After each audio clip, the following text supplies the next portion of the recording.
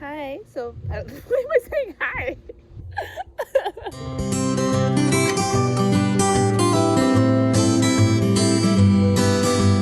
That works.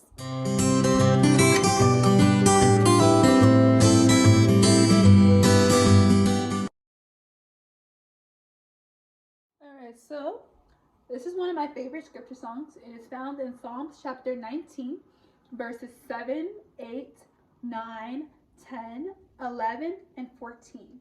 So basically, verse 10 is your chorus. So sing along with me if you know the song. If not, just listen and follow and read along in the King James Version.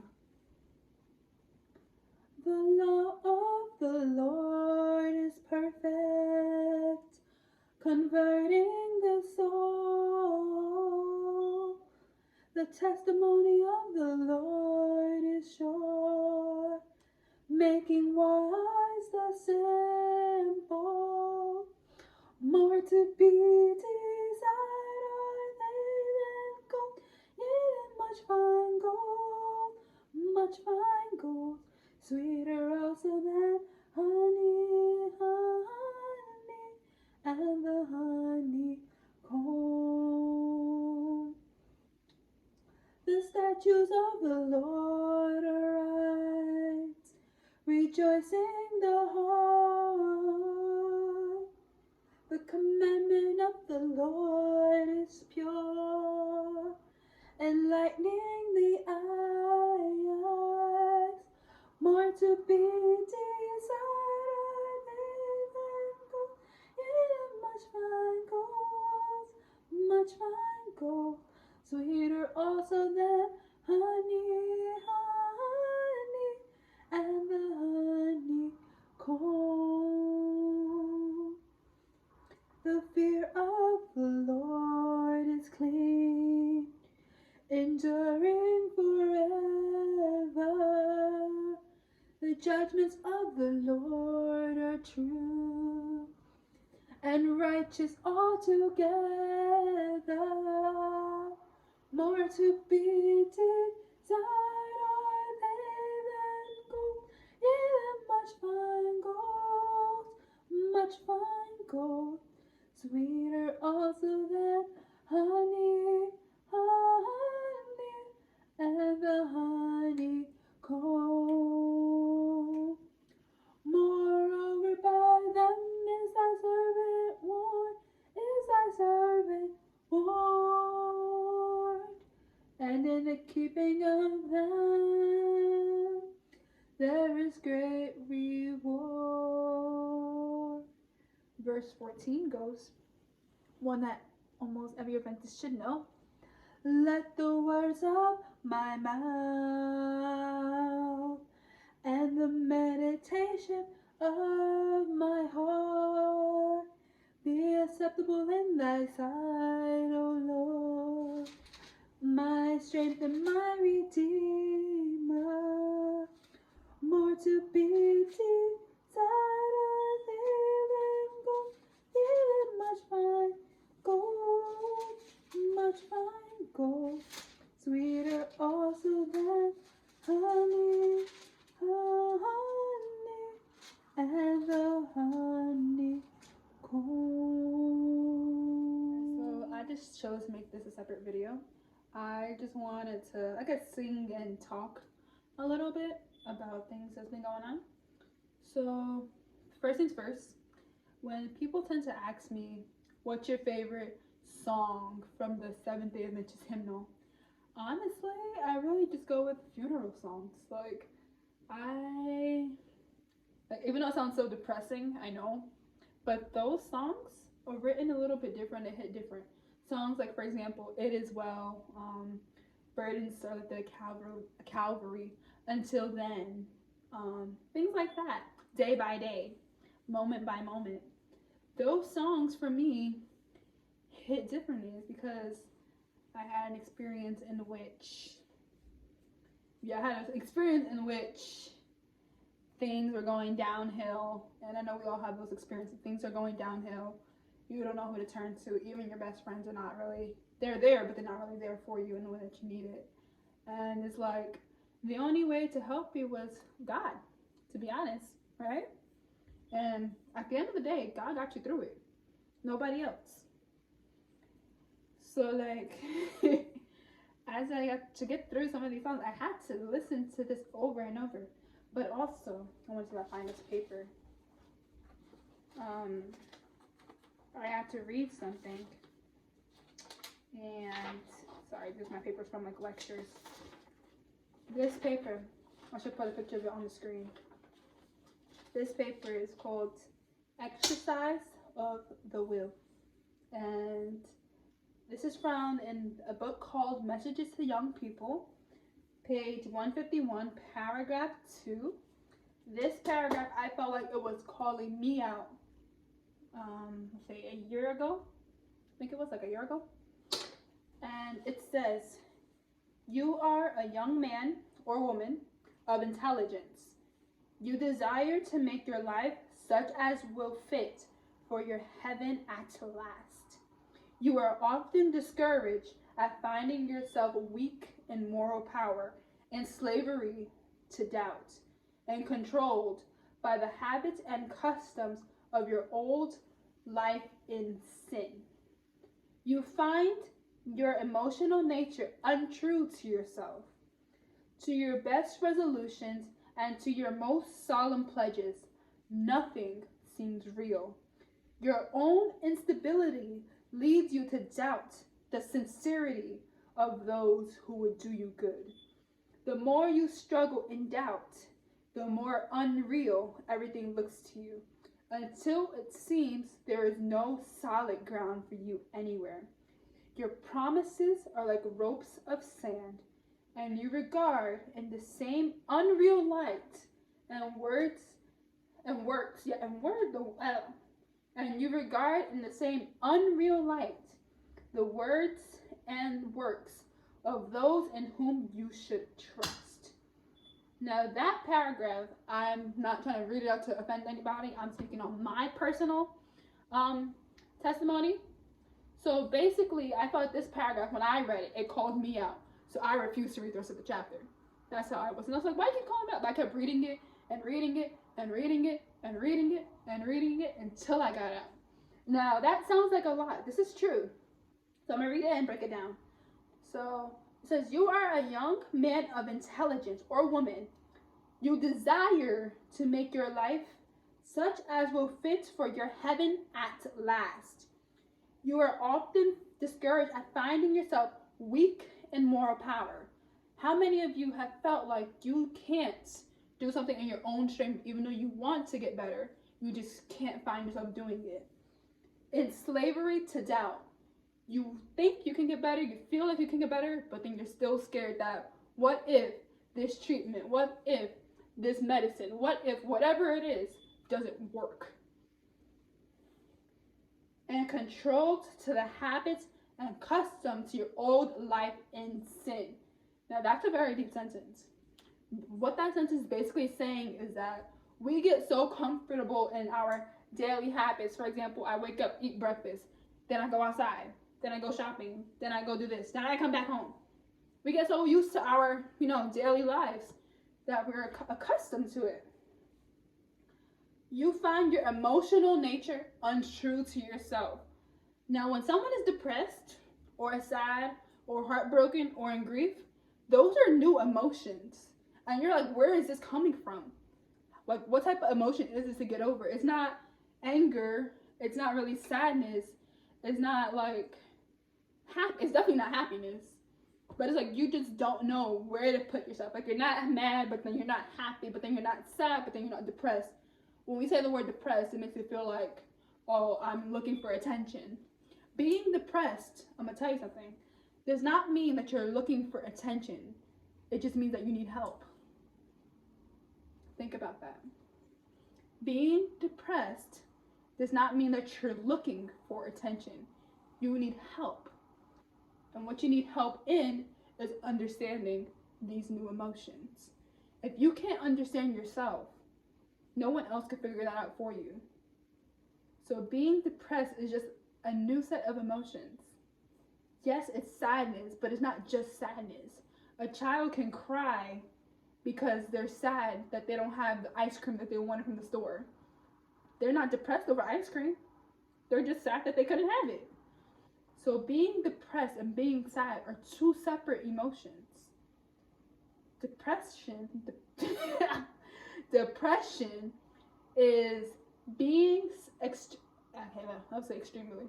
We'll just use extremely sad over a topic. So for example, people who think about, let's say, world hunger, right? Someone could be depressed over world hunger. Someone could be depressed over world peace. Someone could be depressed because their boyfriend just broke up with them, or vice versa.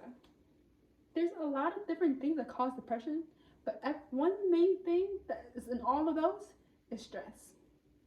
And I gave a little lecture on stress already, but stress is what causes a lot of these different emotions. When we start to overthink something, anything, that can put you in a depressive mindset. Now let's keep reading.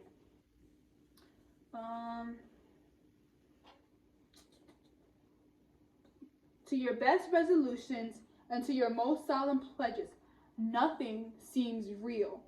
Now I can tell you, being depressed, right? You don't feel like you're in the world. I promise you do not feel like you're in the world. You just feel like you're just here. Like, if that makes sense. If you know what I mean. Like, you don't feel like you're actually in the world. You feel like you're just here and you're wondering, why am I here? Like, that's a question that any depressed person has in their head. The question is, why am I here? Like, I didn't ask to be born. I didn't choose to be born at this certain time period or time frame in history. I didn't, like, after COVID or everything, we didn't ask to be born. We didn't ask to be chosen, you know? Like, we are here because we serve a purpose, but we'll get to that later. Your own instability leads you to doubt the sincerity of those who would do you good. Your friends, if you have a good set of friends, that is what is going to encourage you to do better. Sometimes, speaking for myself, people who actually care about you are trying to talk you out of it, but there's only but so much they can do.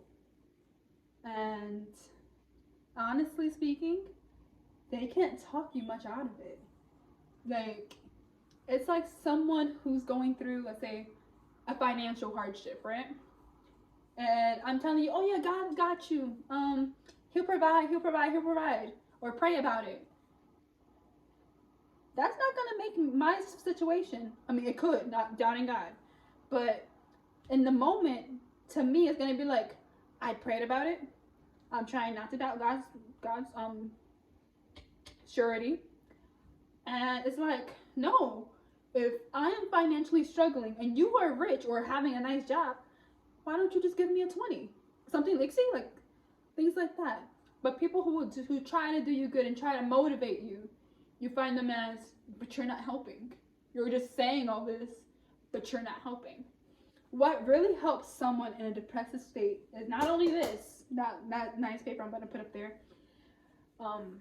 is hearing someone else's testimony who went through the same thing or something similar and how they overcame.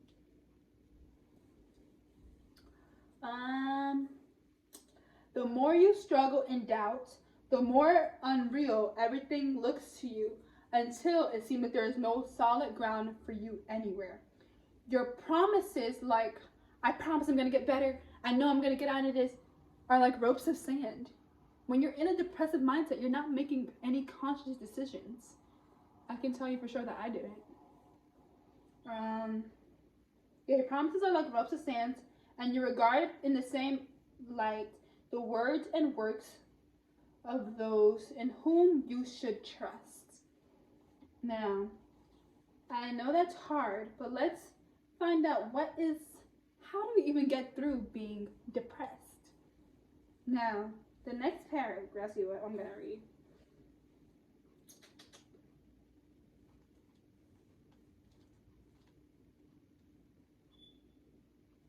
All right, we're going to skip over the next paragraph and read, I think it's like, let me see.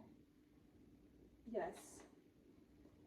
The next three. So basically, messages to young people. We're going to move on to page 152, paragraph 1, 2, and 3. So starting with paragraph 1. After everything we talked about being depressed, I know it's hard, but you can overcome it. Listen to this. But you need not despair. You must be determined to believe. Although nothing seems true and real to you. Now that is a struggle, a real internal struggle. I need not to tell you that it is yourself who brought you into this inevitable position. That may not seem like you did this to yourself, but if you think about it, if you weren't overthinking or stressing over whatever the stressor is or was, you would not be in that position. It took me a while to realize that. You must win back your confidence in God and in your brethren. It is for you to yield up your will to Jesus Christ. And as you do this, God will immediately take possession and work in you to do and will of his good pleasure. Your whole nature will then be under the control of the Spirit of Christ, even your thoughts to be subject to him. Isn't that nice? Immediately. How fast is immediately? This. Immediately it hit the ground.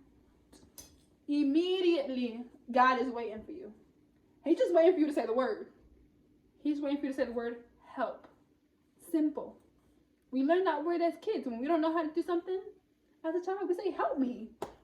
If I'm trying to reach a top cabinet being short, I ask somebody to help me. If I am on the ladder and I can't get to the top, help me. Oh, he's waiting for you to say the word help. I give it to you. I can't do it.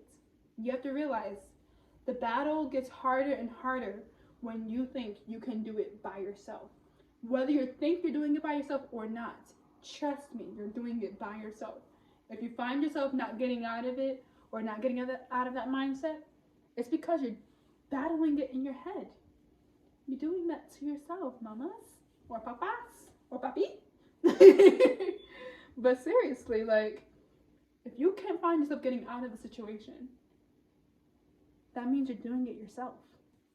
You have to bring God into it. And immediately, he is waiting for you to say the word. You cannot control your impulses, your emotions as you may desire, but you can control your will and make an entire change in your life. By yielding up your will to Christ, your life will be hid with Christ in God. And allied to the power which is above all principalities and powers. You will have strength from God, that you will hold fast to his strength and a new light. Even the light of living faith will be possible to you. But, there's a but. The but is, you must, not may, not should, not maybe I'll try. It's you must. You must cooperate. Cooperation, what does that mean? That proves to you that you can't do it by yourself. Cooperation means you're working with somebody else. That's why they call it participation. No, not participation. Wrong word. Can't think of it. But yes, cooperation means that you're working with someone else. And you have to work together or it's not going to work. So, but you must, but your will must cooperate with God's will. Not with the will of associates through whom Satan is constantly working to ensnare and destroy you. Now, every time something goes wrong, right? The first question we ask is, why God? God ain't done nothing to you. But what God did to you? God ain't done nothing to you.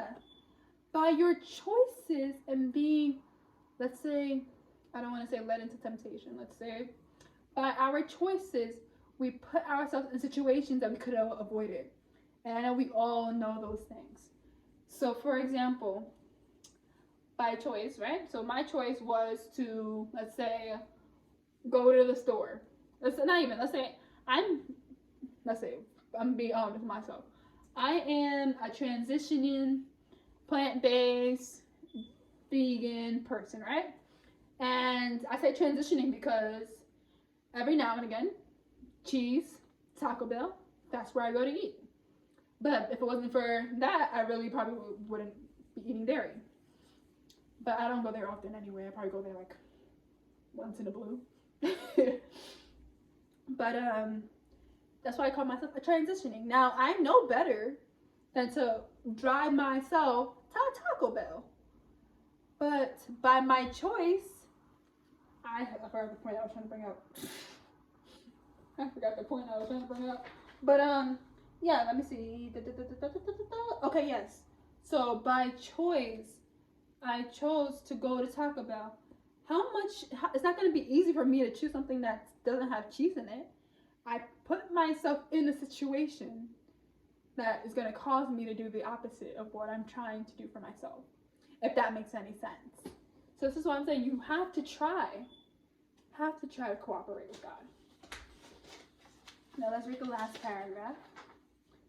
So it says, will you not, without delay, place yourself in the right relation to God? Will you not say, I will give my will to Jesus, and I will do it now, and from this moment be wholly on the Lord's side. Discard custom and the strong clamoring of appetite and passion. Now, custom, I know for a lot of you, like, okay, it's my custom to eat, let's say in my culture, it is custom for us to eat fried food. And I'm talking about Native American, not soul food or any other culture, but we eat fried food, right? We love our fried bread. I know I do. So, I mean, it's hard. It's going to be hard, of course. But it's like, if we want victory, we have to put those things aside just so that we can get a clear and peace of mind. The first thing that goes when a person goes from happy to in distress is your peace. Did you ever notice that? The first thing that leaves you is your peace. Your peace of mind is gone. Your peace of environment is gone. The peace among you and your friends may be gone. And now there's tension. Do you want your peace back? Let's try to get our peace back. Let's see what's next. Give Satan no chance to say you are a wretched hypocrite. Now look at that. The one who is causing us to fall, watching us fall, laughing when we fall, is going to turn around, or helping us to fall. Let's just say it like that way. Helping us to fall, or helping us be in situations to fall, is going to laugh and look at us and say, you wretched hypocrite. Excuse me? After you done let me do this, you gonna laugh at me and say, you wretched hypocrite?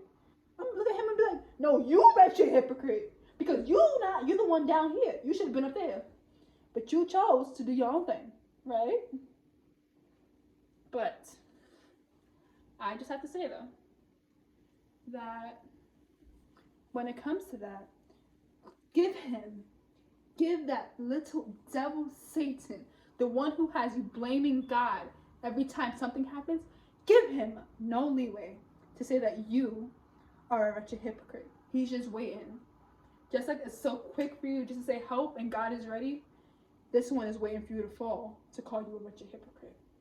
When you know better and do it not, or to him that knows to do good and does it not, to him it is sin. So if I know that I should not be going to Taco Bell and buying up everything in the menu, which I don't do, by the way, I'm just saying, and buying up everything in the menu that has cheese, chicken, pork, cheese, chicken, things I don't eat because, I'm transitioning vegan. So if I go there and try to backslide, there we go, then it's like, he's gonna look at me like, you're saying you're vegan, but then you're over here doing this. Aren't you being very hypocritical? That's why I'm honest about myself when I say transitioning vegan, because I still have my moments when it comes to queso frito, queso de fría. Don't let him look at you and say, you wretched hypocrite. No, we're not doing that. Alright? Sorry. I just want to finish up this paragraph, and it says, close the door so that Satan will not thus accuse you and dishearten you. Say, I will believe. Repeat after me. I will believe. I do believe that God is my helper. Say it one more time. I will believe. I do believe that God is my helper. And you will find that you are triumphant. You're not great, you're not good, you are triumphant in God. By steadfastly keeping the will on the Lord's side, every emotion will be brought into the captivity of Jesus. You will then find your feet on solid rock. Do you remember where it said earlier that you feel like there's no solid ground beneath you or something like that? Now that you put your will in Jesus, your feet are... Sorry. So the last video cut off of me. Devil's busy trying to cut this up, but I'm going to finish my point. So like I was saying, previously we saw that it was saying that your feet feel like you're not on solid ground and your feet are sinking through. But now that you find your hope and stay in your will is put into Jesus, you're no longer stumbling trying to stand up. You are more firm on solid rock. It will take at times every particle of the willpower that you possess, but it is God that is working for you, and you will come forth from the molding process of vessel unto honor. Now, every particle, I emphasize that for a reason. You may feel, I kid you not, you may feel drained to the point that every last blood vessel, every muscle feels weak. But don't give up hope. God is working in you and for you to bring you back to Him. Isn't that amazing? And to make you a vessel unto honor. Now there's a song that Grandpa used to sing, that I love when this man sings it. I love when Grandpa sings it. And it goes, a vessel of honor, I'm longing to be, as clay to the potter, may I be to thee. You may have to break down resistance and time, but Lord, don't stop molding and shaping my life. Shape me, dear Father, please make me like you. Mold me completely so I can be true. And if you have to break me, may I understand that you're still loving and molding my life in your hands. I'm going to sing the chorus one more time. It goes, shape me, dear Father, please make me like you. Mold me completely so I can be true. And if you have to break me, may I understand that you're still loving and molding my life in your hands.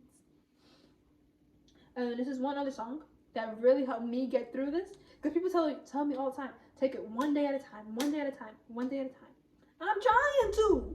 But there's a song that Grandpa showed me the song as well, that literally tells you to take it one day at a time.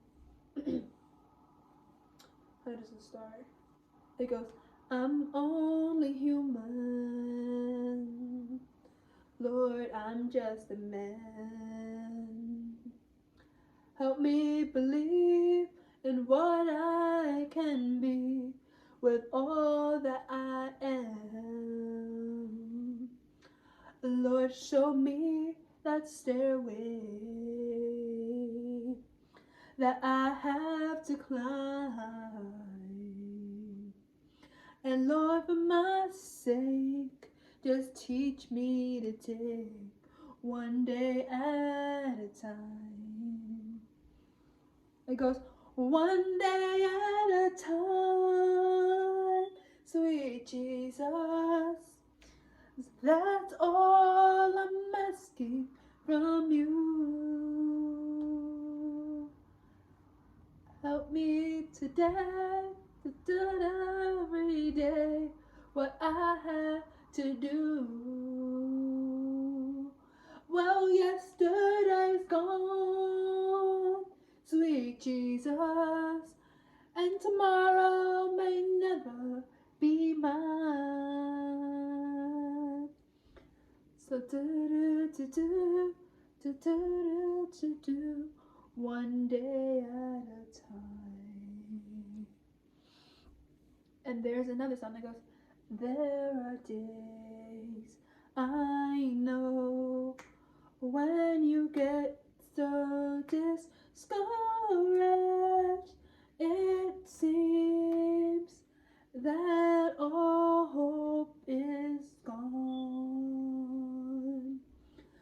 But there's one, only one, who can give you courage and strength to carry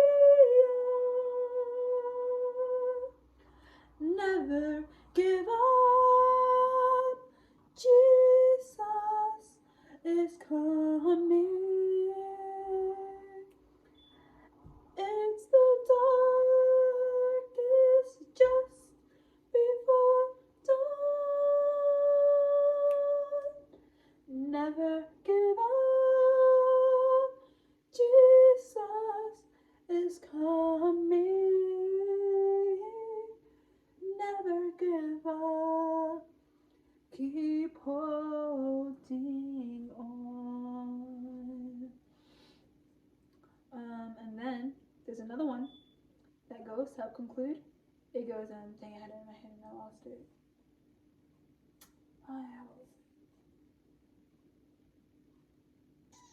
I had it in my head and I just lost it. Like it was just there. Lord, please help me remember what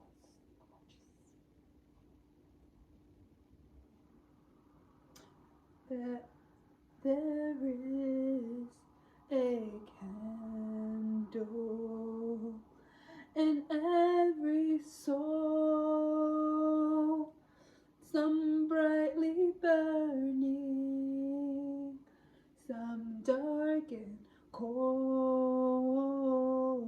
There is a spirit who brings a fire, ignites a candle, and makes his home. Ready? So carry your candle, run to the darkness, seek out the hopeless, confused and torn. Hold out your candle for all to see it. Take your candle and go light your world. Carry your candle, run to the darkness, seek out